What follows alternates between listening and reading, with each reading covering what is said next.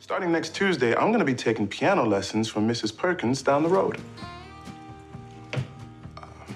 There's going to be a recital in the spring, and I hope that you will all come and support me in this.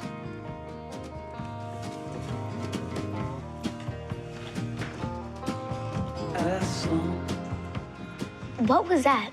That was a midlife crisis, baby. But just a little one, so go on, eat your waffle.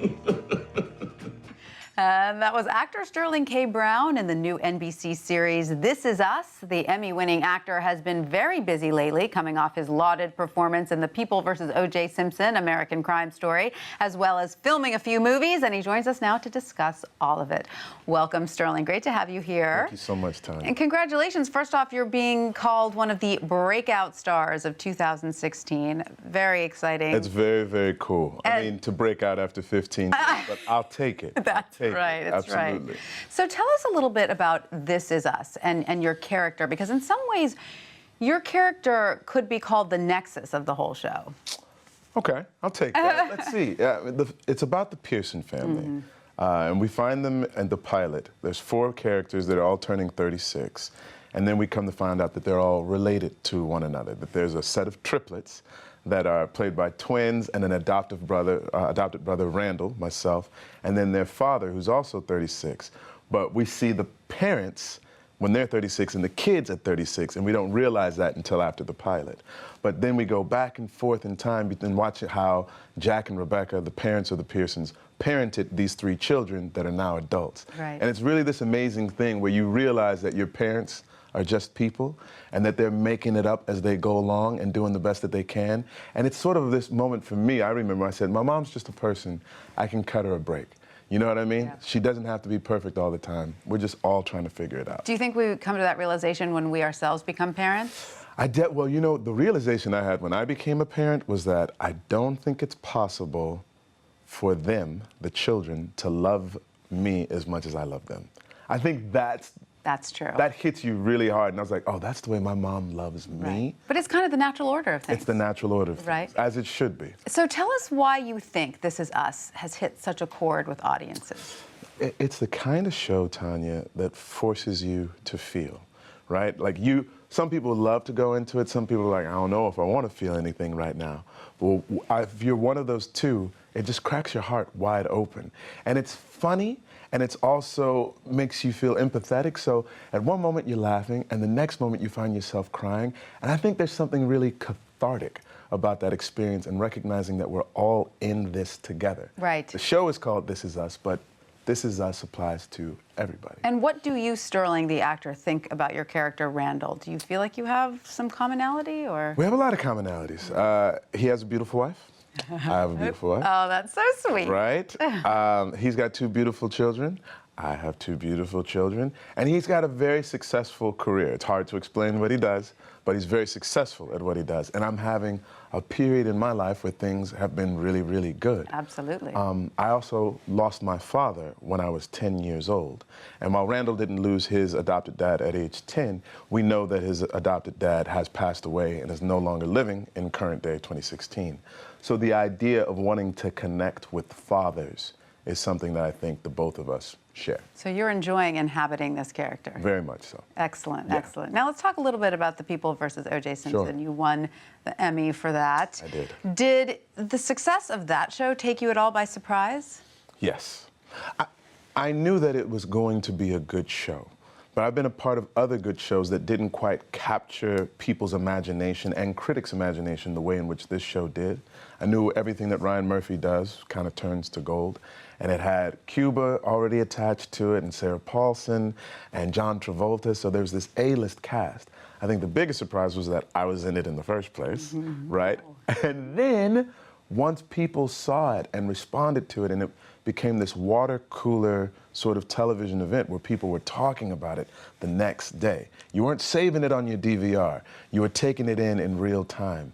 And I can't tell you, like, how life has changed since that show. Like, it's different. I don't know exactly how it's different. I get called Darden. Did it change your career as well? Yeah, I would say so. Okay. I would say so. There have been opportunities that have been coming my way since People vs. O.J. that weren't coming before. So it's nice. And what did you think? So you played, you know, co-prosecutor Chris Darden. Yeah. What did you think of him as a character? I thought he was an incredibly complicated individual. He knew that it was not going to be a popular position to be the black face of the prosecution against an African-American defendant. But the evidence led him to believe that O.J. Simpson was guilty of a double homicide, and so he chose to stand by his convictions and practice and try this case. Even though he was warned by his community, by his family in particular, he stayed the course. And someone who cared very, very much about the African-American community, to find himself being excommunicated from that community, called a race traitor and an Uncle Tom and a sellout, really wounded him to his core. And I think more than outside of the victims' families, the scars of that case, he still probably carries more than anybody else involved.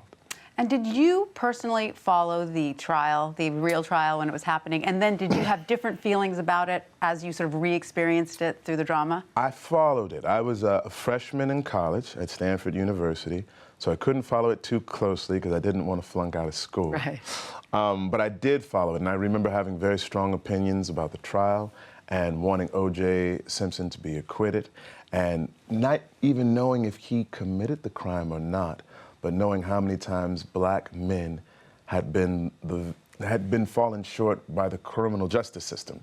And so in this particular case, it wasn't just about O.J., it was about me and every other black person that I knew. And so 20 years later, having gone through the other side of things and experienced it in a whole new way, the thing that I didn't think about then was that two people had their lives brutally taken away from them, and that the prosecution was trying to speak up for Ron and Nicole.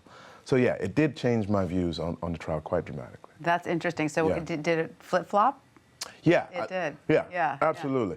I mean, I understood both sides. Yes. I think that's the important thing. I Yes. think people who watch the show, instead of vilifying, you know, people who rooted for the acquittal or vilifying people who were aghast at it, I think people have said, oh, I get it.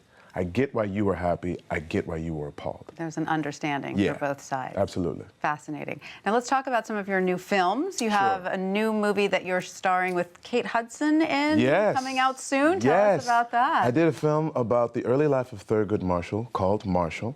When he was a lawyer for the NAACP in 1941, he'd go across the country looking to defend African Americans who he thought were falsely accused.